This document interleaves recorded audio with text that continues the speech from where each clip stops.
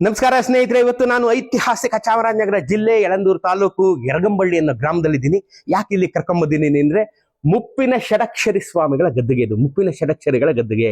ಯಾರಪ್ಪ ಮುಪ್ಪಿನ ಷಡಕ್ಷರಿಗಳು? ನೀವು ಕನ್ನಡ ಮೀಡಿಯಂ ಅಲ್ಲಿ ಓದಿದ್ರೆ ಇವರು ಬರೆದ ಒಂದು ಕವನ ನೀವು ಓದಿರ್ತೀರಾ. ತಿರುಕನ ಕನಸು.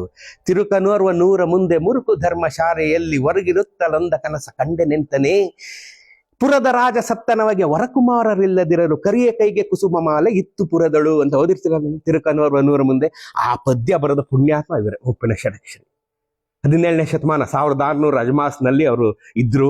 ಈ ಯರಗಂಬಳ್ಳಿಯಲ್ಲಿ ಬಂದು ಐಕ್ಯವಾದರು. ನೋಡ್ರಿ ಎಂತ ಐತಿಹಾಸಿಕ ಕ್ಷೇತ್ರ ಯರಗಂಬಳ್ಳಿ. ಯಳಂದೂರು ತಾಲೂಕೇ ಒಂದು ಐತಿಹಾಸಿಕ ಕ್ಷೇತ್ರ. ತುಂಬಾ ಇಲ್ಲಿ ಯಾರೋ ಷಡಕ್ಷರಿಗಳು, ಷಡಕ್ಷರ ದೇವ ಕವಿ ಇವರು, ಆಮೇಲೆ ಸಂಚಿ ಹೊನ್ನಮ್ಮ ಎಲ್ಲ ಇದ್ದಂತ ಜಾಗ ಇದು ಯಳಂದೂರು ತಾಲೂಕು. ಅಲ್ಲಿ ಈ ಯರಗಂಬಳ್ಳಿ ಗ್ರಾಮದಲ್ಲಿ ಮುಪ್ಪಿನ ಷಡಕ್ಷರಿಗಳ ಗದ್ದುಗೆ ಇದೆ. ನೀವು ಬೈ ಚಾನ್ಸ್ ಈ ಕಡೆ ಬಂದ್ರೆ ಇದನ್ನ ನೋಡಿ, ಮುಪ್ಪಿನ ಷಡಕ್ಷರಿಗಳನ್ನ ನೋಡಿ ನಿಮ್ಮ ಬಾಲ್ಯದ ದಿನಗಳನ್ನ, ಆ ತಿರುಕನ ಕನಸಿನ ಪದ್ಯವನ್ನ ನೆನ್ಸ್ಕೊತಿರಲ್ಲ.